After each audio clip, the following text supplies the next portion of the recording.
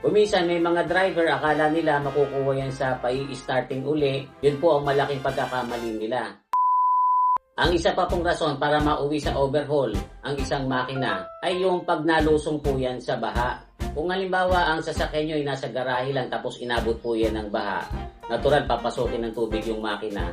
Magagawa pa po yan ng mekaniko na palabasin yung tubig at mapa-start ulit yung makina kung walang masisirang electronic parts. Ngayon, kung may na-damage naman po mga electronic parts, kuminsan nakukuha naman doon sa patutuyuin lang at nagagamit pa uli. Pero kung halimbawa, inilusong nyo po yan sa baha, nagulat kayo ngayon, napakalalim pala.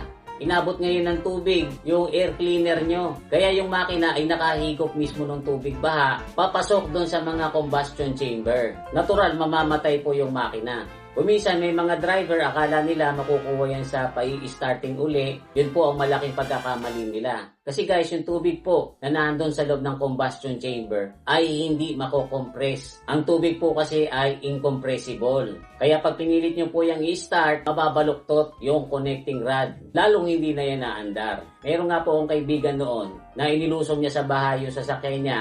And then, in-start niya pa. Nung hindi umi-start, ginawa niya, tumawag pa siya ng mga tao.